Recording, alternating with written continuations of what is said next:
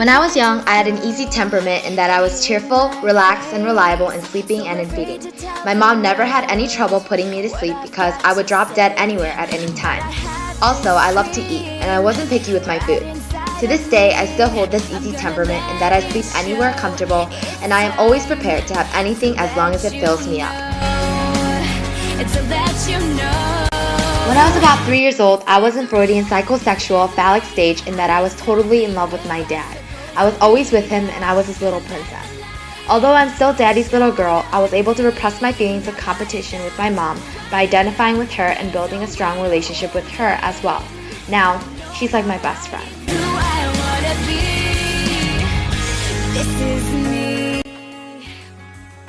I am an only child, and according to Adler's birth order theory, I'm a lot more mature for my age as a result of spending more time with my parents. Growing up, everyone called me the little adult. This is a picture of me trying to walk around wearing my mom's heels. Because I was also the oldest born in the family, I had to take the role of big sister for all of my cousins. I always took care of them as if they were my younger siblings and made sure that they were always safe from harm. Ever since I was a little girl, I was taught to believe that my fate was predetermined by God and was beyond my control to change. Because of this belief and an external locus of control, I lived life with total faith that I was in God's hands and that I had nothing to worry about. This is a picture of me praying to Him, and this is a drawing that I made for my mom to show her what I thought heaven would look like when it was time to go. To this day, I am a true follower of Jesus Christ, and I serve Him with all of my strength. Developmental theorist Erik Erikson said that securely attached children approach life with a sense of basic trust. Because I was blessed with such sensitive and loving parents, I was able to easily form a lifelong attitude of trust for others, whether they were adults, school friends, or my best friend, Annie.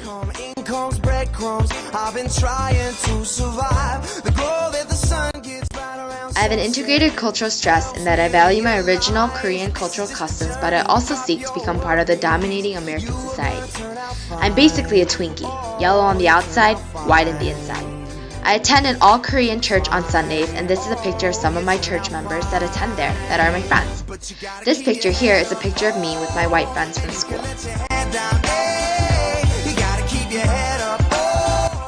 I have a very type A personality in that I get easily irritated, and I'm also very competitive, especially when it comes to sports. This here is a picture of me looking really ticked off. I honestly look like I'm going to murder somebody with that plastic golf club. And here is a picture of my MVP trophies that I got for both basketball and volleyball.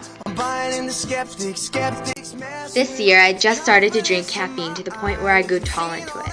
In the beginning, one can of Starbucks Double Shot energy drink would do just fine and keep me going through the whole day full of energy.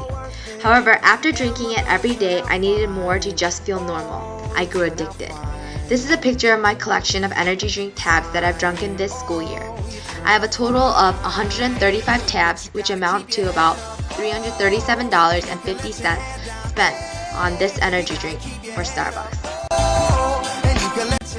Among Gardner's 8 multiple intelligences, I am very bodily kinesthetic in that I am good at playing a variety of sports, primarily volleyball, basketball, bowling, and flag football. However, ever since I was 2 years old, my favorite sport was basketball, and it still is.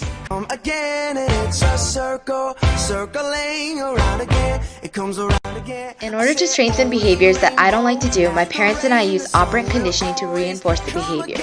The following are examples of negative reinforcement. This here is a picture of my transcript. I have a 4.3 weighted GPA and most of the grades are at an A level. The main reason why I get good grades is because I have Asian parents and I want to avoid being killed. I also have eye, nose, throat, and ear seasonal allergies. I hate to take medication for anything, but I take allergy medication just to avoid the allergies from getting too out of control.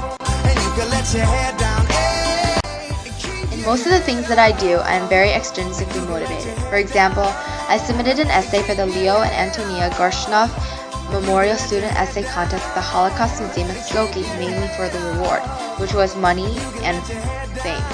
And guess what? I took 5th place and walked out of there with a $500 check. Woo! Although it's overly priced, I go to Starbucks for the reward stars that I get after every purchase. I'm a very right-brain dominant person in that I'm very creative and daring. Here are 2 pictures of 2 of the many themed bulletin boards I designed in the Little Vikes preschool lab. And here is a picture of my volleyball team all dressed up as the girls in Jersey Shore, while I, on the other hand, decided to be different and dress up as Situation. I have a very altruistic personality in that I love to help others selflessly. At our school, we had a St. Baldrick's event where people from all over could come out and shave or cut their hair to help support and conquer children's cancer. I was part of that event, and here's a picture of the shirt that I got for helping out. I couldn't have done it on my own, so I'm so thankful for my friends who came out to support me. This is a picture of my hair the day before cutting it, and at the event I ended up cutting a total of 14 inches that day, resulting in this. Supposedly, it was the longest hair donation for that entire event. I have both a fake and a real smile. You can tell whether or not I have a fake smile or not by looking at my teeth. In this picture, you can only see the top layer of my teeth. This is my fake smile. While in this picture, you can see everything. I smile really big when it's real, and my eyes squint a little more than usual.